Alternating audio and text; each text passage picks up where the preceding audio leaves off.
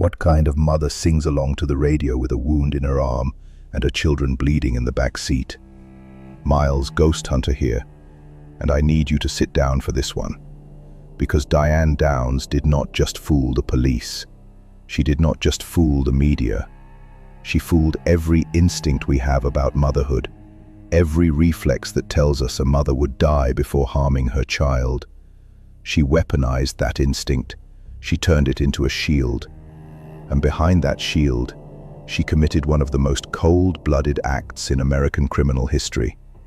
Before I take you to that dark road in Oregon, I need you to understand something. This is not a story about a monster who looked like a monster. This is a story about a monster who looked like a mom. A pretty, blonde, 27-year-old mom who cried on camera and made you want to hug her. And that is what makes this case so dangerous. Because if Diane Downs could fool an entire state for months, what does that say about the people standing right next to you? Let me take you back. Not to the night of the crime, not yet. First, you need to meet the three people who mattered most in this story, and none of them were Diane. Christie Downs was 8 years old in May of 1983. She was the oldest, the responsible one, the kid who watched over her younger siblings like a tiny adult, because somebody had to. Christie liked drawing, she liked school, she liked rules, and she worshipped her mother, because that is what 8-year-olds do. They worship their mothers even when those mothers do not deserve it. Cheryl Lynn Downs was 7. She was the middle child, and she was the loud one, the one who laughed too hard and talked too much and filled every room she walked into with noise. Her teachers said she was a handful, and they said it with a smile, because Cheryl was the kind of handful that made your day better. She had a gap in her front teeth. She loved animals. She was 7 years old, and she had every reason to believe the world was a safe place, because nobody had told her otherwise. Stephen Daniel Downs. Danny. He was 3. He had just turned 3, actually. A birthday party with a cake and candles and the kind of pure, unfiltered joy that only exists when you are 3 years old, and you do not yet understand that the people who are supposed to protect you might be the ones who destroy you. Danny was a toddler. He liked trucks. He liked being carried. He liked falling asleep in the car. These 3 children lived in Springfield, Oregon, a quiet town, the kind of place where people left their doors unlocked and kids rode their bikes until the streetlights came on. Christie, Cheryl, and Danny had no idea that their mother had already decided their fate. They had no idea that in the mind of Elizabeth Diane Downs, they were not children, they were obstacles. Now let me tell you about the woman who gave birth to them. Elizabeth Diane Fredrickson was born on August 7, 1955, in Phoenix, Arizona. And if you are looking for the origin story of a villain, you will find pieces of it here, but you will not find an excuse. Because millions of people survive difficult childhoods without pointing a weapon at their own kids. Diane grew up in a household she later described as cold and controlling. Her father, Wes Fredrickson, was a strict disciplinarian. Her mother was emotionally distant. Diane claimed her father was inappropriate with her. Her parents denied it. Whatever the truth, Diane left that house with a hole inside her. A hole shaped like attention. A hole shaped like love. And she spent the rest of her life trying to fill it with men. She married Steve Downs when she was 19. It was not a love story. It was 2 people colliding because they had nowhere else to go. Steve was quiet, steady, unremarkable. Diane needed more than quiet. She needed fire. She needed obsession. She needed someone to look at her like she was the only woman on the planet. Steve was not that man. So Diane started looking for that man everywhere else. The marriage produced 3 children, Christie in 1974, Cheryl Lynn in 1976, Danny in 1979. Diane treated these pregnancies not as the beginning of motherhood, but as transactions. She later admitted that she got pregnant the first time to save the marriage. She got pregnant the second time because she thought it might fix things. She got pregnant the third time because she wanted to. But wanting a baby and wanting to be a mother are two completely different things. Steve and Diane divorced. Diane got custody of all 3 kids. She moved around. She worked as a letter carrier for the United States Postal Service. She dated. She dated a lot. She dated married men. She dated unavailable men. She dated men who made her feel something, anything, even if that something was pain. And then she met the one who changed everything. His name was Robert Lou Lewiston. People called him Lou. He was older. He was married.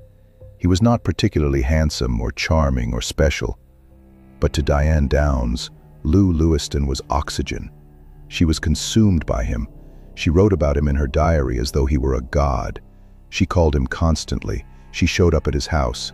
She sent letters so intense they read less like love notes and more like ransom demands. Lou Lewiston liked Diane. He enjoyed her company. He enjoyed the attention. But he did not love her the way she loved him, and he did not want what came with her. Lou Lewiston looked at Diane Downs and he said 5 words that sealed the fate of 3 children. "I do not want kids." 5 words. And Diane heard them not as a personal preference, but as an instruction manual. Now, I need to set the scene for what happened next, because the details matter, every single one. In early 1983, Diane moved from Chandler, Arizona to Springfield, Oregon. She said it was for a fresh start. She brought Christie, Cheryl, and Danny with her. She got a job at the Springfield post office. She rented a small place, and she never stopped thinking about Lou Lewiston. She wrote to him. She called him. She told friends she was going to get him back. And the plan forming in her mind was not complicated. It was brutally simple. Lou did not want children. Diane had children. The math was not hard. Remove the children. Get the man. But I am getting ahead of myself. Because before we get to that dark road on May 19th, you need to understand the weeks leading up to it. The small, quiet decisions that nobody noticed. The pieces of the puzzle that only made sense afterward. In the spring of 1983, Diane Downs took out insurance policies on her children. Not large policies, not the kind that would raise a red flag, just enough to make you wonder, after the fact, what she was thinking when she signed those papers. She asked a friend about the best route to drive at night, a route that was dark, a route where nobody would see you, a route called Old Mohawk Road. She talked about her children in ways that made people uncomfortable but not alarmed. She said once to a friend that her kids were a burden. She said it casually, the way you might complain about a long commute, and the friend laughed nervously and changed the subject, because what else do you do when a mother says something like that? She wrote in her diary about Lou, page after page after page. The children barely appeared in those pages. When they did, it was as obstacles, as weight, as the reason Lou would not take her back. Nobody connected these dots. Not the friend, not the co-workers, not the neighbors who saw her driving the kids around town and thought, there goes a single mom doing her best. Because that is the thing about the myth of motherhood. It is so powerful that it blinds you. You see a woman with children and your brain fills in the rest. Loving, selfless, protective. Your brain does not allow for the alternative. Your brain cannot process that the woman pushing the stroller might be calculating which road is darkest at night. And that brings us to May 19th, 1983. It was a Thursday, a normal Thursday in Springfield, Oregon. Christie went to school, Cheryl went to school, Danny stayed with a sitter. Diane went to work at the post office. She delivered mail along her route. She smiled at people. She came home. That evening, Diane took all 3 kids to visit a friend. Nothing unusual. They arrived. They hung out. The kids played. Diane chatted. They left around 9:30 at night. Diane put all 3 children in the backseat of her red Nissan Pulsar. Christie behind the driver, Cheryl in the middle, Danny on the right. The drive home should have taken 15 minutes. Diane did not take the direct route. She took Old Mohawk Road. Old Mohawk Road in 1983 was a 2-lane stretch through rural Lane County. No streetlights, no houses for long stretches, dense trees on both sides, the kind of road where your headlights are the only light that exists, and beyond them, there is nothing but black. Diane drove. The radio was on. Hungry Like the Wolf by Duran Duran was playing. She later told this detail to the police. She remembered the song. She remembered it because she liked it. The children were in the back seat. Christie may have been dozing. Cheryl was probably talking because Cheryl was always talking. Danny was almost certainly asleep because Danny was 3 and it was past his bedtime and the car was warm and the radio was playing. And somewhere on Old Mohawk Road, between mile marker 12 and mile marker 16, Diane Downs stopped the car. What happened next took less than 2 minutes. I am going to tell you what Diane told the police first, her version, because you need to hear the lie before you hear the truth. Diane said she was driving along Old Mohawk Road when she saw a man standing on the shoulder, waving his arms. She thought he needed help. She slowed down. He approached the car. He had a gun. He reached inside the car and started firing. He hit all 3 children. He hit Diane in the left forearm. Then he ran into the darkness. Diane said she drove straight to Mackenzie Williamette Hospital. She walked in with blood on her hands and her children in the car, and she told the emergency room staff that a stranger had attacked them. She was calm. That is the part that matters. She was calm. The doctors and nurses who treated Diane Downs that night later gave statements. And the statements are almost identical. They all noticed the same thing. This woman had just watched her 3 children get shot. 1 of them was dying. 2 of them were in critical condition. And Diane Downs was calm. She was chatty. She was asking about the prognosis with the detached curiosity of someone reading a weather report. Little Cheryl Lynn Downs was pronounced dead at the hospital. She was 7 years old. She had been struck in the chest. She never regained consciousness. Christie Downs survived, but barely. She had been hit in the chest. She suffered a stroke on the operating table. The stroke damaged the language center of her brain. When Christie woke up, she could not speak. She could not tell anyone what had happened in that car. The one witness who could identify the real shooter was locked inside her own silence. Danny Downs survived. He was hit in the back. The damage to his spinal cord was catastrophic and permanent. Danny would never walk again. He was 3 years old. He would spend the rest of his life in a wheelchair because of what happened in that car on Old Mohawk Road. And Diane? Diane had a through-and-through wound in her left forearm. Clean, precise, almost surgical.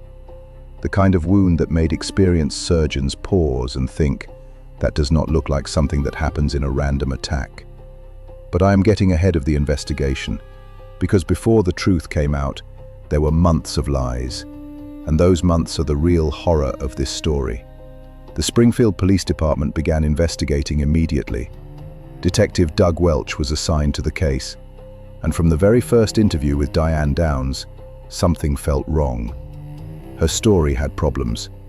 The man she described was vague, shaggy-haired, average height, average build, no distinguishing features. She could not explain why this stranger would open fire on a car full of children and then disappear into the Oregon woods. She could not explain why she was barely hurt while her children were devastated. But here is the thing. Feeling that something is wrong and proving that something is wrong are 2 very different things. And in 1983, in Springfield, Oregon, nobody wanted to believe what Doug Welch was beginning to suspect, because the alternative was unthinkable. The alternative was that a mother had shot her own children. Let me tell you what happened in the weeks after May 19th, because this is where the story gets truly disturbing. Not the crime. The crime was over. What gets disturbing is the performance. Diane Downs went on television. She did interviews, local news, national news. She cried on camera. She talked about the stranger on the road. She talked about her poor babies. She held up photos of her children and wept and asked the public for help finding the man who had done this. And people believed her. They believed her because she was a mother. They believed her because she cried. They believed her because the alternative was so horrifying that their brains simply rejected it. A mother does not shoot her children. A mother protects her children. This is not an opinion. This is a biological imperative. This is coded into our DNA. And Diane Downs knew it. She weaponized it. She stood behind the podium and she aimed that biological imperative at the cameras like a gun. And it worked. Donations poured in.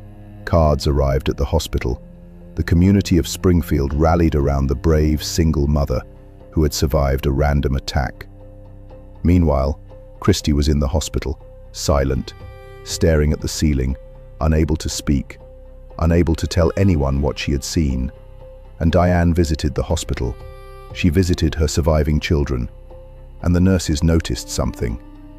When Diane walked into Christie's room, Christie's heart rate monitor spiked. Not the way it spikes when a child sees her mother and feels relief. The way it spikes when a child sees something terrifying. The nurses told Doug Welch. He filed it in his notes. But a heart rate spike is not evidence, not in a courtroom. He needed more. Doug Welch started pulling the threads, one at a time, carefully, because if he was wrong, he would destroy an innocent woman. And if he was right, he needed a case so airtight that no jury could look away. He found the diary. Diane's diary. Hundreds of pages about Lou Lewiston, the obsession, the longing, the plans to win him back, and the children, mentioned only as problems, as things standing between Diane and the life she wanted. He found the insurance policies, small, but there, taken out in the weeks before the incident. He found the questions Diane had asked about Old Mohawk Road, the dark road, the empty road. He found the ballistics. The weapon was a .22 caliber Ruger semi-automatic. Diane owned a .22 caliber Ruger. She said she had given it away weeks before the incident. She said she gave it to a man she barely knew. She could not remember his full name. The gun was never recovered, but the shell casings in the car were consistent with a weapon fired from the driver's seat, not from outside the car, not from a stranger reaching through the window, from the driver's seat. He found the wound on Diane's arm. He consulted with surgeons. They told him the wound was consistent with a self-inflicted injury. The angle, the entry and exit points, the minimal damage. It was the kind of wound you get when you hold a gun to your own arm and pull the trigger while deliberately avoiding bone and artery. And he found Lou Lewiston. He interviewed him. Lou told the detective what Diane had told him, that the children were a burden, that if she did not have the children, they could be together. Lou said he had distanced himself from Diane because her intensity frightened him. He said he never told her to harm the children. But he also said he was not surprised when he heard what she was accused of. "I do not want kids." 5 words, and a woman who heard them as a command. All of these threads pointed in one direction. But Doug Welch still did not have the one thing he needed most. He did not have a witness. He had Christie. Christie, who could not speak. Christie, whose brain had been damaged by the stroke. Christie, who lay in that hospital bed for weeks, silent, while her mother came to visit and her heart rate screamed what her mouth could not. Fred Hughey was the Lane County prosecutor assigned to the case. And Fred Hughey did something extraordinary. He became personally involved, not just legally, personally. He visited Christie. He visited Danny. He saw what had been done to these children, and he made a decision that would change their lives and his. But first, he needed Christie to speak. The doctors worked with Christie for months. Speech therapy, cognitive therapy. The stroke had damaged her ability to form words, but it had not erased her memory. The memory was there, locked inside a brain that could not find the language to release it. And slowly, Over weeks that stretched into months, Christie began to recover fragments of speech.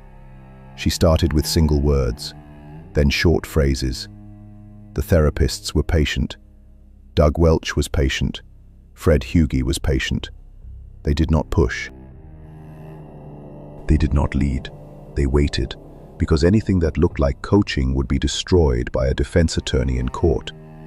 And then one day, Christie Downs, 8 years old, brain damaged, traumatized, looked at the people sitting across from her, and she said the words that blew the case wide open. Christie identified her mother. She said that Diane had stopped the car, that Diane had picked up the gun from the floor of the car, that Diane had turned around and pointed it at the children in the back seat, that Diane had fired. She said her mother shot her. Now, here is where I need you to understand something about why this case matters beyond the crime itself. Because what Diane Downs did was monstrous. But the system that allowed her to operate in plain sight for months was monstrous in a different way. Diane Downs was not hiding. She was not running. She was giving television interviews. She was posing for photographs. She was writing letters to newspapers. She was performing the role of the grieving mother so convincingly that an entire community, an entire media apparatus, and a significant portion of law enforcement hesitated to do their jobs because the truth was too uncomfortable. The myth of sacred motherhood nearly let a child killer walk free. Think about what happened. A woman drove into a hospital with 3 bleeding children. The wound on her arm looked self-inflicted. Her story had holes you could drive a truck through. Her children's heart monitors spiked when she entered the room. She showed no grief. She flirted with doctors. She sang in the waiting room. And still, people hesitated. Not because the evidence was weak. The evidence was building from day one. People hesitated because the conclusion was intolerable. We do not have a cultural framework for a mother who destroys her children. We have stepmothers in fairy tales. We have monsters in movies. We do not have a 27-year-old blonde letter carrier from Arizona who looks normal and sounds normal, and who decided that her children were less important than a man who did not love her back.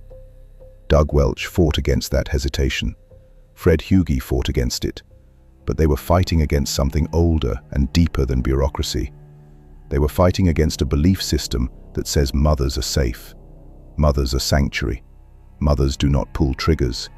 And every day they spent fighting that belief system was another day Diane Downs spent on television, performing motherhood, smiling through fake tears, and getting away with it.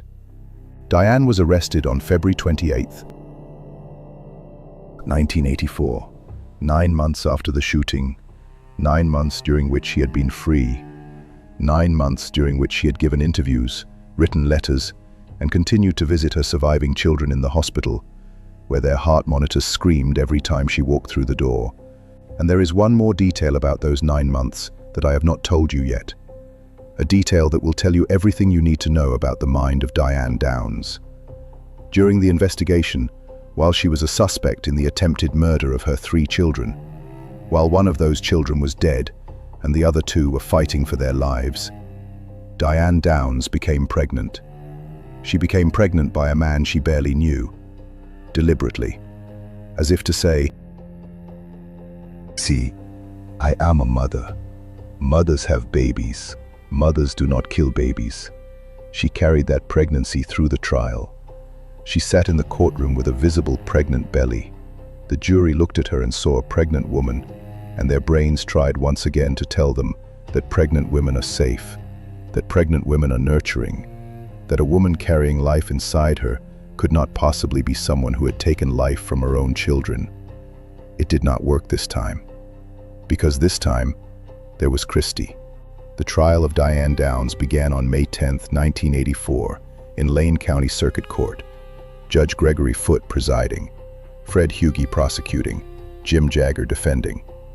The defense strategy was simple. Diane was a victim. A stranger had attacked her family. The police, unable to find the real perpetrator,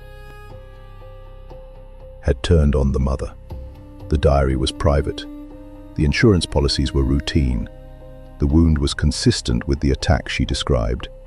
Christie was brain damaged, and her testimony was unreliable. Jim Jagger was not a bad lawyer. The defense he constructed was not unreasonable.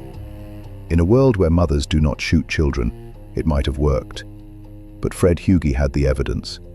Piece by piece, he built the case. He presented the ballistics. The angle of the shots was consistent with firing from the driver's seat, not from a stranger outside the car. He presented the wound analysis. 3 separate medical experts testified that the wound on Diane's arm was consistent with self-infliction. He presented the diary. Hundreds of pages of obsession with Lou Lewiston. The children mentioned only as obstacles. He presented Lou Lewiston himself. Lou took the stand and testified that Diane had told him her children were in the way, that she had said they could be together if the children were gone. And then Fred Hugie called his final witness. Christie Downs took the stand. She was 9 years old. She had survived a gunshot to the chest. She had survived a stroke. She had spent months unable to speak. And she sat in that courtroom, and she pointed at her mother, and she told the jury what happened on Old Mohawk Road. Diane stopped the car. Diane picked up the gun. Diane shot Cheryl. Diane shot Christie. Diane shot Danny. The defense tried to shake her testimony. They pointed to the brain damage. They suggested the memories were implanted. They argued that a 9-year-old who had suffered a stroke could not be a reliable witness. But Christie did not waver. She told her story clearly, slowly, in the halting speech of a child whose brain had been broken and rebuilt. And the jury believed her, because the truth has a sound that lies cannot replicate. On June 17, 1984, the jury found Diane Downs guilty of murder in the death of Cheryl Lynn Downs, guilty of attempted murder in the shootings of Christie and Danny Downs, and guilty of assault. Judge Gregory Foote sentenced her to life in prison plus 50 years. Diane showed no emotion. She was taken to the Oregon Women's Correctional Center.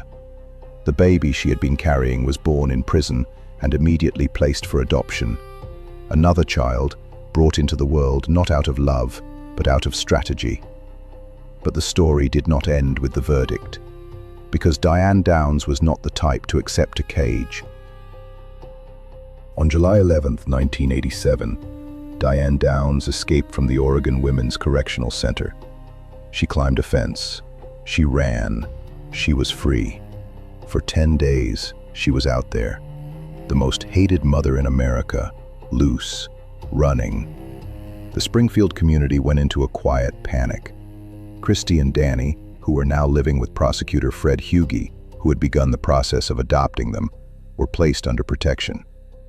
Diane was captured 10 days later, less than a mile from the prison. She had not gotten far. She had no plan, no money, no allies.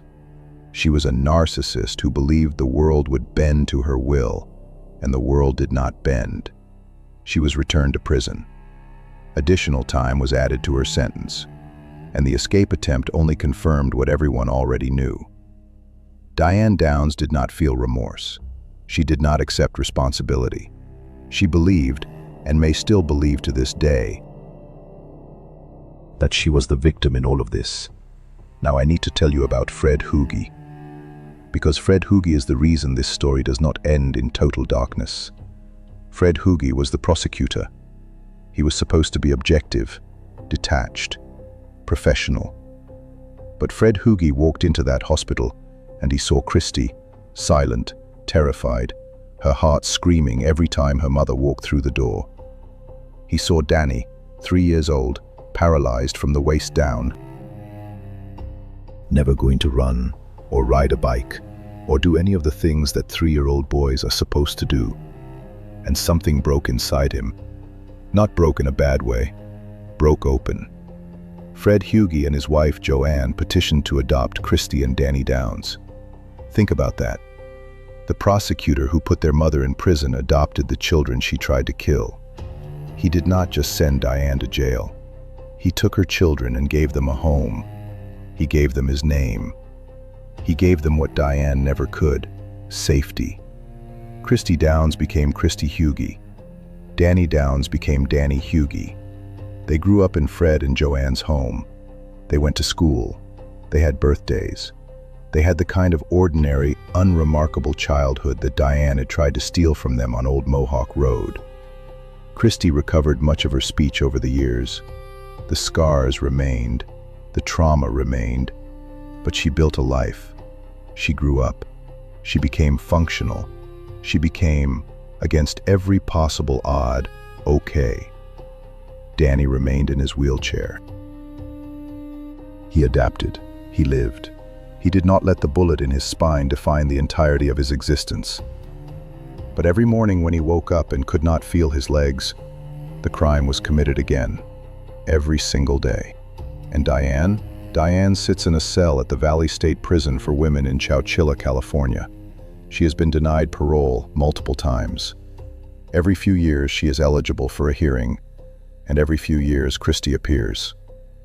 Christie, who was 8 years old on Old Mohawk Road. Christie, who could not speak for months. Christie, who pointed at her mother in a courtroom and said she did it. Christie appears at the parole hearings, and she says one word: no. And the board listens. And Diane stays where she is. But here is what keeps me up at night about this case. It is not the crime. The crime was 30 seconds of gunfire in a car on a dark road. It was brutal, and it was evil, and it was over quickly. What keeps me up at night is the 9 months. 9 months during which a woman who had shot her own children walked free. 9 months during which she went on television and performed grief and collected sympathy and visited the hospital where her surviving children's monitors screamed at the sight of her. 9 months during which an entire community, an entire media system, an entire cultural framework around motherhood said, no, it cannot be her. She is a mother. Mothers do not do this. 9 months of collective denial. Because the truth was too ugly. Because we would rather believe in a shadowy stranger on a dark road than accept that the person who carried those children inside her body was the same person who put bullets inside their bodies. That is not a failure of law enforcement. That is a failure of imagination, a failure of the human brain to process something so fundamentally wrong that it short-circuits and defaults to the comfortable lie. And that failure almost let Diane Downs get away with murder. She did not get away with it because of Doug Welch, who trusted his instincts over the myth, because of Fred Hughie, who built a case brick by brick and then built a family from the wreckage, and because of Christie, because of an 8-year-old girl who survived a bullet and a stroke and months of silence, and who found her voice just in time to say the words that no child should ever have to say. My mother shot me. This is Miles Ghost Hunter, and the next time someone tells you that a mother could never harm her child, I want you to remember Christie Downs on Old Mohawk Road. I want you to remember the sound of Hungry Like the Wolf on the radio. And I want you to remember that the most dangerous monsters are not the ones who look like monsters. They are the ones who look like Mom. If this story shook you, wait until you hear what comes next. In the next episode, I'm going to tell you about a wife who did not just betray her husband. She engineered his destruction so perfectly that for years, everyone thought he was the villain. That episode is coming soon, and it is worse than this one. Miles, Ghost Hunter, out.